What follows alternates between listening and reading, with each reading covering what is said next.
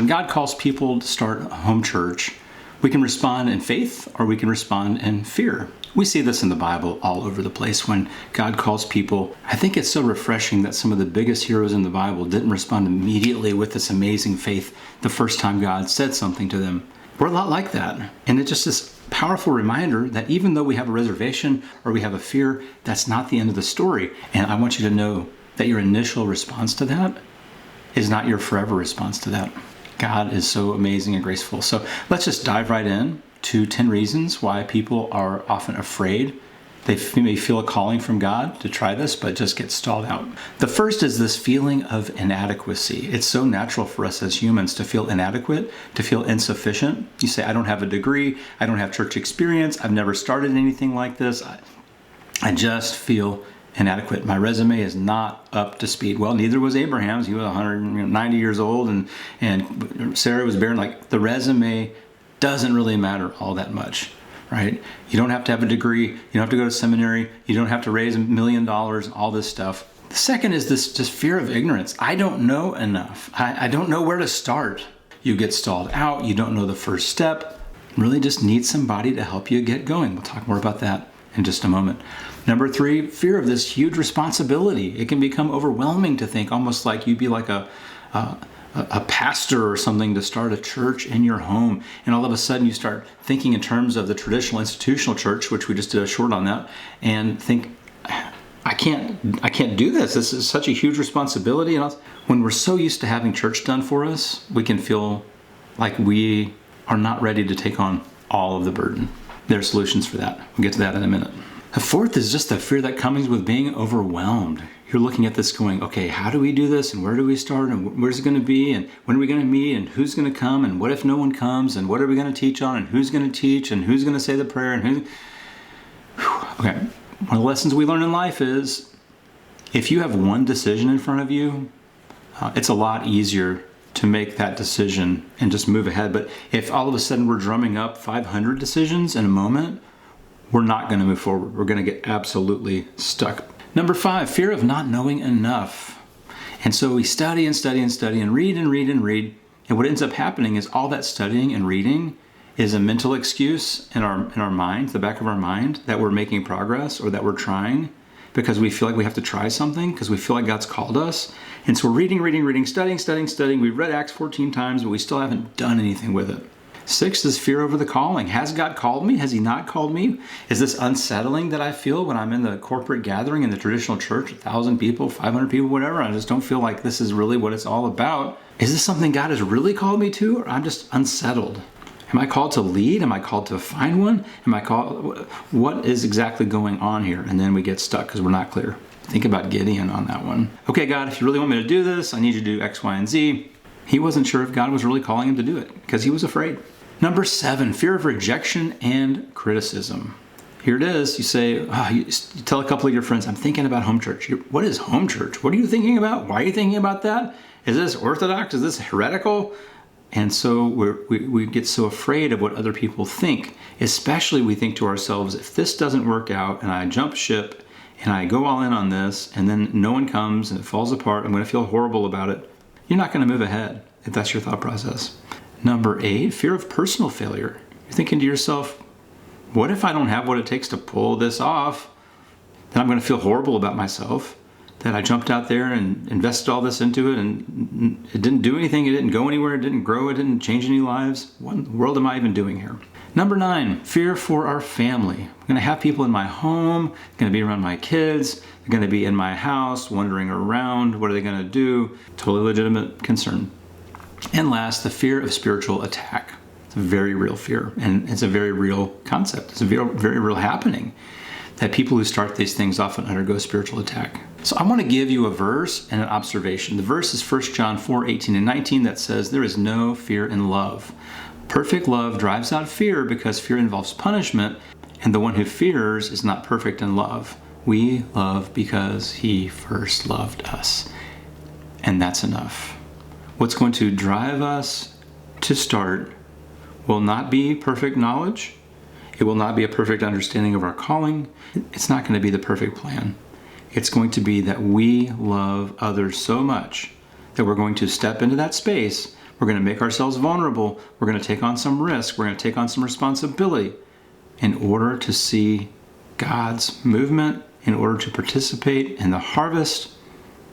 It's going to have to come from love. It can't come from anywhere else. So let's talk about addressing each of these. And as I go through this, I just want you to think about if any of these are things that you have encountered. And if so, and if you're willing to, I would love for you to mention that in the comments and we can talk through this together. I just want you to notice what all of these pretty much have in common. There's an exception or two, but it's that they are focused on self and not on God or neighbor. The only one that's really focused on neighbor is fear of criticism, because you're afraid of what the other guy's going to say if this doesn't work out after you tried it, but that's not coming from love. So here we go. Fear of inadequacy. How do you deal with not feeling qualified? Talk to Isaiah about that, because in chapter 6, God calls him and he goes, I have unclean lips and I can't do this and I'm not your guy. And then the angel takes some tongs, takes a burning coal, touches it to its mouth. So I'm always amazed that the angel had to use tongs, right? Like, I just pick it up. You're an angel. Must be hot. He says, you've been purified. You've been purified. There are no excuses. There are no reasons not to move forward. We have qualified you. Like the old saying goes, God doesn't call the qualified, he qualifies the called. Very important principle here. Number 2, fear of ignorance, okay? Don't know where to start, don't know how to start, don't know what it's going to look like, but God knows how to start. God knows what it'll look like. Oh, I don't know who's going to come. God knows who will come. That's enough. Maybe you just need to ask him. Pray about it. God, I don't feel like I know all that I'm doing. I need some help. Maybe you send a co-laborer, someone to walk alongside. There is help on this journey. You don't have to do this alone. It's literally what I do, is help people on this journey. Number 3, fear of the big responsibility. Here's the key. Yes, there is big responsibility, but understand it's God's church, not your church. If it fails, it wasn't your failure. Now, if you have an affair and do all kinds of crazy stuff, okay, yeah, that was a moral failing that led to the failure of the house church. That happens. That's not what I'm talking about. You got to understand that God does the heavy lifting. God does most of the work in this thing, not us. He's working while we sleep. Number 4, the fear that comes with being overwhelmed. All these thoughts flood into our mind. How and why and what, and this is too much. And the reason that it feels like too much is because it is too much for us, but it's not too much for God. So we're leaning on our own selves rather than leaning on the power of God. God is able. God can do anything. Like it says in Luke 8:27, what is impossible for man is possible with God. God can do anything. So when we get overwhelmed and we say it's too much and I'm just powerless to do anything, great. What a great start. Yes, you're powerless. God is powerful. Lean on God for all of this. Okay? Number 5, the fear of not knowing enough. I really think that fear lacks grace. That God is going to show you what to do each step of the way. You're not going to know step 5 till you get to step 1 or 2. You're not going to know step 10 till you get to step 8 or 9. God shows you as you go. He doesn't show you everything up front like in the Matrix, plug in and upload all the stuff and then you're ready to go. He shows you as you go. If you don't know enough, good. You won't know enough. That's the perfect place to start. If you wait till you think you know everything you need to know, that means you're doing it by your own knowledge and power, and that's not going to work anyway. So just going to need to get started. Number 6, fear over calling. Fear over calling. You aren't sure if God really called you to do this. Well, then pray about it. Pull a Gideon. God, I'm not sure if this is flesh or this is you. God, just make it clear. Make it clear. Open the door wide if you want me to do it, and I will go through it. Don't pray that if you're not willing to go through it. Just be honest with him. Number 7, fear of rejection and criticism from others. Again, focused on self. This will be my failure. If you do what God calls you to do, is that failure? No matter how long the home church lasts, no matter how many people it impacts, no matter how large it grows, all the things, are you being faithful? Our faithfulness is not contingent upon other people's judgment. Number 8, fear of failure. I have this vision and I want to see it come to pass, and if it doesn't, it will be my fault. Here's the thing. That's operating out of my vision rather than God's vision. Often we have this problem in prayer where I've made a plan and I'm asking God to bless my plan rather than asking God what his plan is and then asking for him to help me engage in his plan. So if you're fearing failure, God's plan will never fail. So ask God to show you his plan and then follow his lead. And then whatever happens, happens. God already knows. Number 9, fear of spiritual attack. Again, very real. Read Ephesians chapter 6, the armor of God.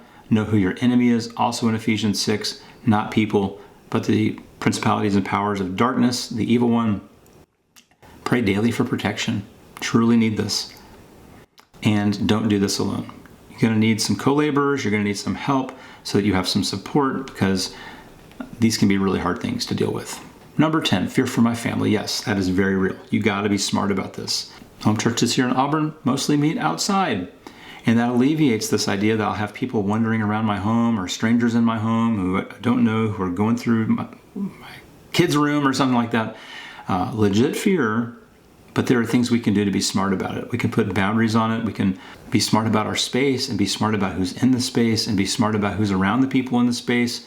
And you can also be careful about bringing new people in, that they're vetted. Maybe you bring them into a discipleship group before you bring them into home church and build some rapport and find out where their heart and mind is at before you bring them in your home. We talked about that before. I'll put that up here on a video at the end so that you can watch that. Let's talk this out in the comments. Do any of these fit you? Which one? Let's talk.